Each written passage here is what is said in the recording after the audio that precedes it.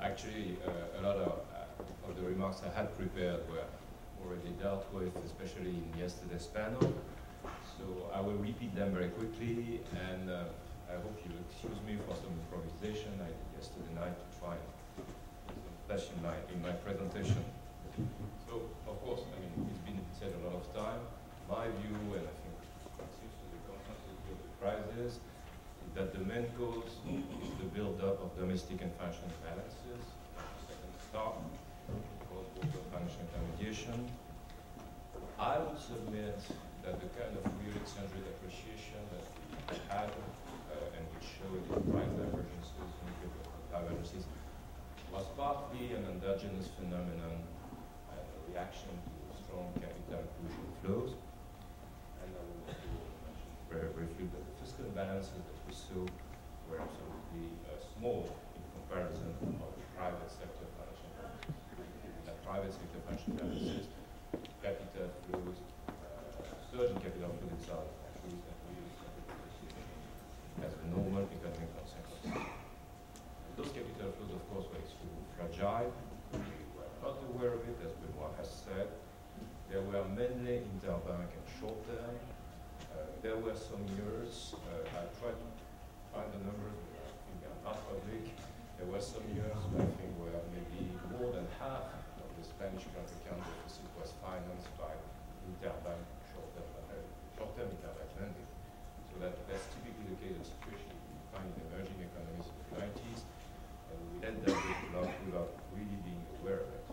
And that fueled an expansion, of course, of credit and bonds in those economies. These are numbers which are very interesting. They show you household debt ratios in some countries as compared to Germany, and you can see the explosion household debt, which occurred during a very short period of time. And total credit on the economy, exactly, you have the same numbers. You have a divergence between the reduction as percentage of GDP in Germany, small increase in France, and of course a small increase in Italy, but a huge increase in the whole country. So I think the picture is pretty clear. The credit boom, and that's that price boom, fueled by capital inflation, was very fragile, and then a sudden stop. So all of us who have sort of witnessed the emerging market crisis of the 90s, and then was really panicked. And it seems to me that what we've heard about this last today was together very much validating that assumption. Well, you can see that, of course, as normal, this has fueled jumping consumption. And if I may just make a small political remark, there are a lot of voices, especially in Europe, who say that the kind of adjustment which is asked for some countries is unwanted and socially just austerity. Well, when you see that explosions in consumption, you just think that coming back to what would have been the normal consumption path if those bubbles had not appeared. It's socially difficult, it's economically very difficult, but it's not, it shouldn't be seen as an illegitimate where did that come from? I did a study before Professor James' presentation yesterday, and I called that the illusion of financial integration. And actually, he had a much better formula, which was too much trust in financial integration. And that's exactly what it was. We were very happy to interpret the flow of capital from north to south as the fundamental neoclassical type of convergence. And we have a World Bank report, which is an issue that came out ago, which says that the euro area is the only part of the world where capital flows in the right direction. And which is partly true. I mean, it's partly true, but there's also that kind of I think we had two implicit assumptions there, and those two implicit assumptions were, there was one big implicit assumption where cross-credit, cross-borders, same credit risk as domestic, and that can be divided into two sub-assumptions. The first one is that all banks are equally backed by their sovereigns, and all the sovereigns are equally from the term of credit risk, and there was a profit assumption to be very implicit, very hidden, nobody mentioned it.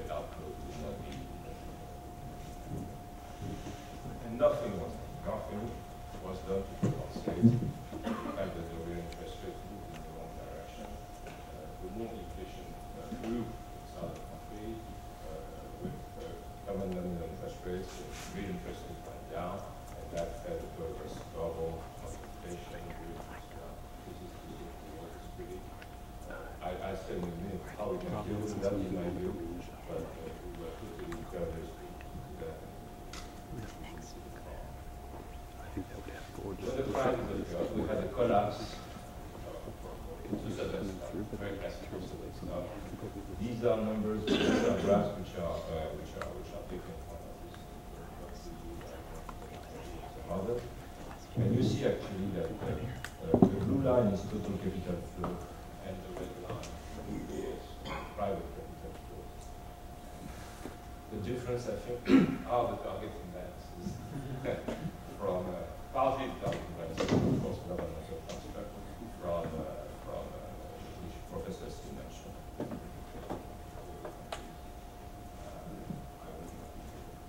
So I had some arguments with professors in maybe the CDPs that we said in Princeton. I will not mention them right now unless should I briefly run over. I mean, we owe very much to Jonas to show that relative private financial competition and the fact that it's absolutely right in saying that all the financial competition now is basically now, in my view, that raises three questions. Target is a payment system. As much as we would like to introduce conditionality to some flows, whether the payment system should be used as an instrument. And that brings to my second question. If you introduce frictions in payments, one way or another, then you get the capital control. And this is in my view enormous. We would not allow for the full circulation because we would not allow for the circulation movement of capital. Sorry, this is a misunderstanding. Just the US system. I know I shouldn't do that.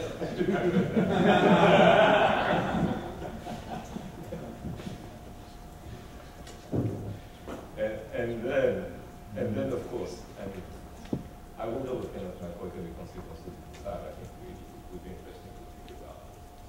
But basically, I think it would basically be a concern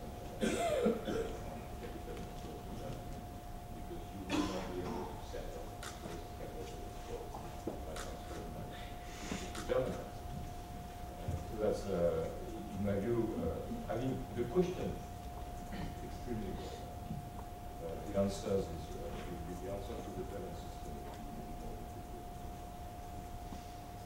Sorry, Jean-Pierre, can you please just speak closer to the microphone? So I'm going to mention something because I've been stricken during those 2 days that one of the big policy debates that we had inside the euro area last year was not mentioned. And this is the so-called PSI. PSI stands for private sector involvement.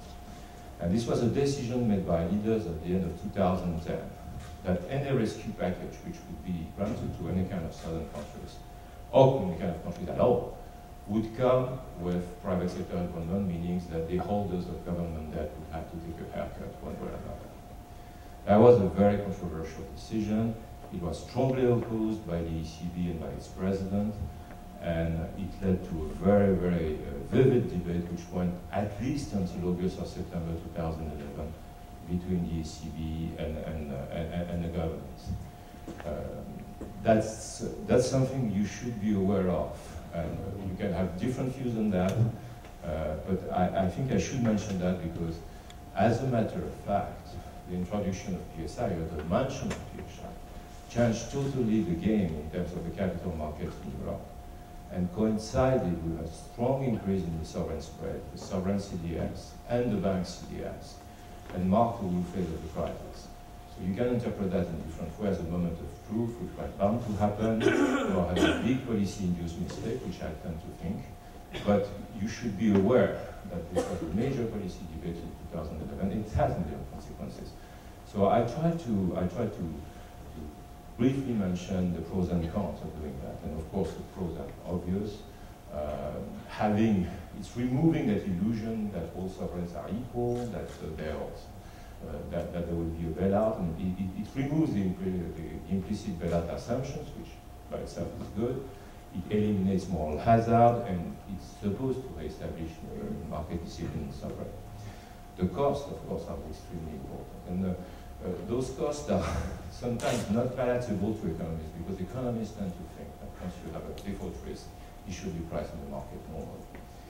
And the way I would rationalize that personally is that when there is uncertainty on the sustainability of debt, the question of the willingness to pay is extremely important. And whether the sovereigns show a willingness to pay or not a willingness to pay, and again, we've learned that from the emerging market crisis of the last decade, will determine on which equilibrium the markets focus in terms of credit spread. And what the PSI did, in my view, is signal that there might not be a full willingness to pay by some sovereign in the euro area. And that was the first time in 50 years for what are called OECD countries advancing economy. And that was, in my view, a major regime change. So that triggered several series of spirals, which we are dealing still now, a spiral between solvency and liquidity and sovereign. Since I'm going to show a graph in a minute, the sovereign spread are the floor on the funding cost of the banks themselves, so it triggered deterioration of the funding condition of the bank. And so we had several spirals, several feedback loops interacting together between the sovereign and the banks, between the banks and the sovereign, and between the sovereigns themselves, liquidity and solvency. And the whole policy debate today is at which point of the spiral you should apply pressure to stop it. And most of us, some of us would say, you should strengthen the bank capital. Benoit alluded to that, and that will stop the spiral at the bank level. What the ECB has done is to stop the spiral at the funding level with its TLTRO. Again, it's a matter of policy judgment where you put the pressure, but there's no doubt in my view that part of the spiral was created by this decision to go through PSI, which again, I think the ECB strongly opposed. It's fast, but it's very important. So you see here that the spreads widened significantly after the decision. The decision, in fact, goes back to Deauville by the end of 2010. You see here that the cost of funding of the banks are very much related to the sovereign CDS spread. So this is a line which shows the change in sovereign CDS spread together with the change in bank and funding spread, the bank CDS spread. And you see that very much the sovereign acts as, which means that we don't have a European banking system, we have several national banking systems. You see the bank credit spread jumping incredibly in Europe just after Deauville. This is very spectacular in my view. And there's no objective reason to that, because you see that that comes from the BIS, you know. You see that the capital situation, as assessed by the BIS from European banks, was not that divergent from the other. So something happened which created that credit spread in the banking system. My view, again, it's personal, is that this was the unfortunate PSI decision. So what should be done now? Benoit mentioned a lot of it, and other mentioned it. We should have, I mean, the big question when you're in a crisis and building Europe, and the big question with what Europe has been dealing with over the last 30 years, what should we do at the federal level? What should we do at the national level? And one thing that the crisis has made clear that we should do at the federal level is banking supervision, banking resolution, banking macro supervision. We should have a very, very strong federal power to regulate those banks which have a cross-border, all those financial institutions which have a cross-border activity. And that, if we had that, that authority in Frankfurt would have been in the political position to put a stop in the real estate bubble in Spain, to put a stop in some bubbles in other countries. So that's what we need. If we want to have financial aggression, we need to have the regulatory, supervisory, and financial resolution fund and financial infrastructure to support it. And one of the worries I have now is that the debate on what should go on the federal is artificially put on the fiscal policies, which is not the main issue. The main issue is to have financial policy and financial regulatory policy which are commensurate at the federal level with the kind of financial integration that we have reached. That's very important. Then we have the question, of course, we had a unified market, bond market, and we were, I would say, on the verge of providing something for investors in terms of stores of value, which was equivalent in growth and liquidity to the I'm finished? Because I have other things to say, so 1 or 2 minutes. 2 minutes, okay.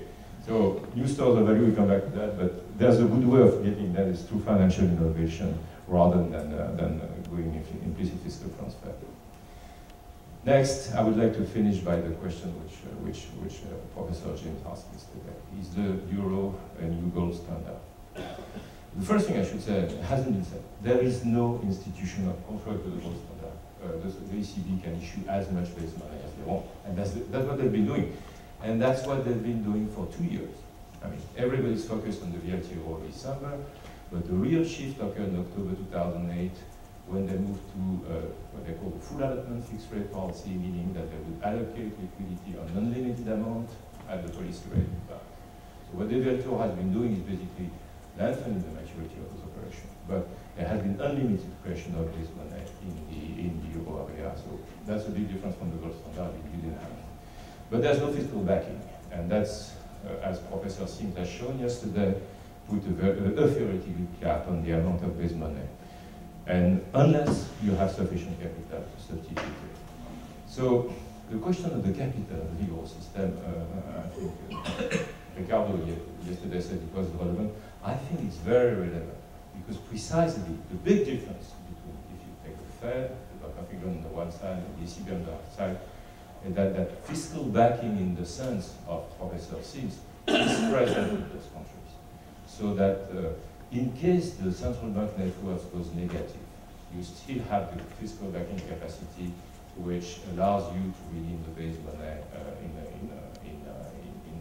in normal circumstances. Whereas in the ECB, you don't have that. You have 17 treasuries and you don't have the fiscal backing. That's why you need the capital. The capital is extremely important, and it is there. It is difficult to detect it. Ricardo was right. The accounting is very special and very obscure, but it is there.